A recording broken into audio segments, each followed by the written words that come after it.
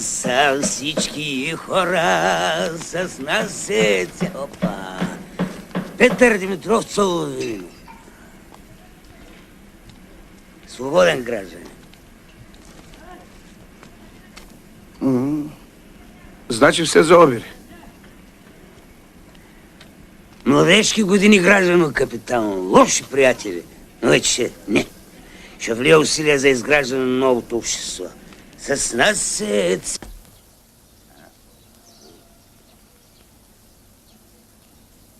Какво правиш тук, бе?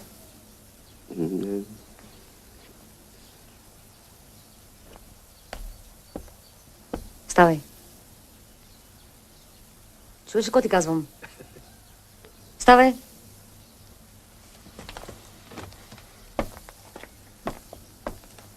Госпожа, не така с човека.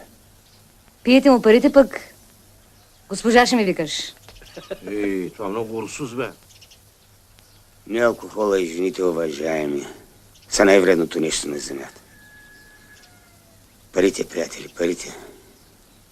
Това е световното зло. Заради парите светът се озъбва. И както е казано, брат брата подава. Той ме обра. После с моите пари купи кравата ни. Че моята крава да не е публичен дом. Това не дей го писа. Те ме заплашвате мене. Страхове ще ми поставят. Санкции, глоби. Хайдете! Хайде стига, де. Хайде стига, вика. Какво има? Извинявайте, но прави се хората. Ако всеки започне да гледа прасета, прави са. Прасета не може. А кучета и котки може. Какво има? Колко струва това тук? За тази работа си има сервитя.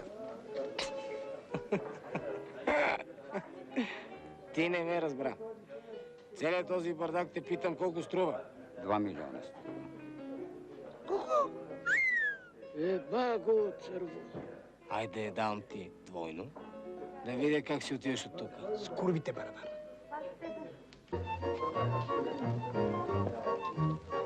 Никой да не мръда! Резки движения, побързайте да се отървете от оковите на капитализма, като гривни, обици, портфейли и прочие. Или, друго яче казано за по-интелигентните, експроприация. Както е казал Улянов, кой? Ленин.